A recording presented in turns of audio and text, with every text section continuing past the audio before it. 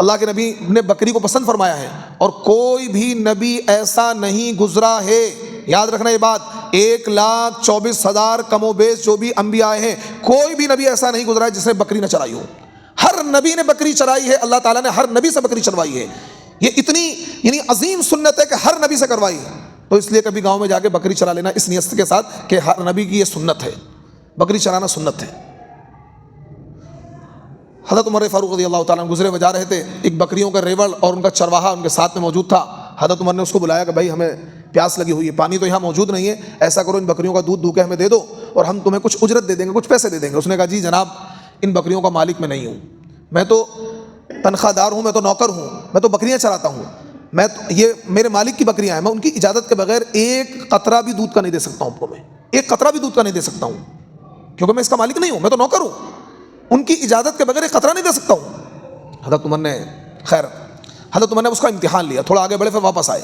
حضرت عمر نے کہا ایسا کرو،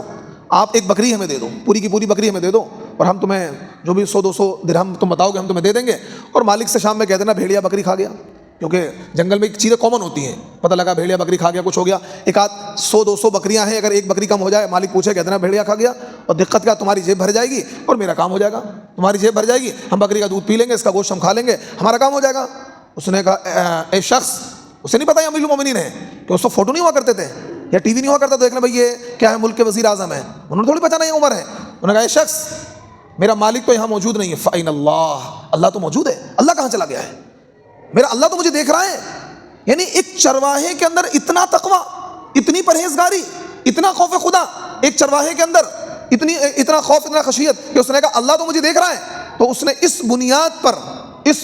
پر اس نے حضرت عمر کو بکری نہیں دی، اس نے کہا نہیں میں اس کا مالک نہیں ہوں۔ حضرت عمر نے اس کو شاباشی دی کہ جب تک اس طرح کے لوگ اس امت میں موجود رہیں گے، اتنا خوف، اتنا خشیت، اتنا تقویٰ، اتنی پرہیزگاری، تو یہ امت کیا اسی طریقے سے چلتی رہے گی۔ لیکن آج ہمارا حال کیا ہے؟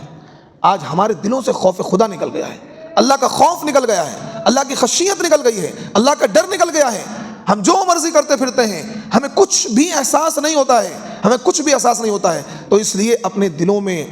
دلوں کے اندر پرہیزگاری پیدا کریں، اللہ کا خوف پیدا کریں، اللہ کی خشیت پیدا کریں۔ جب ہمارے دلوں میں اللہ کا خوف پیدا ہوگا، اللہ کی خشیت پیدا ہوگی، تو انشاءاللہ ہم گناہوں سے بچ جائیں گے اور نیکیوں کو انجام دیں گے۔ اللہ رب العزت ہمیں عمل کی توفیق عطا فرمائے۔ وآخر دعوانا ان الحمدللہ رب العالمین۔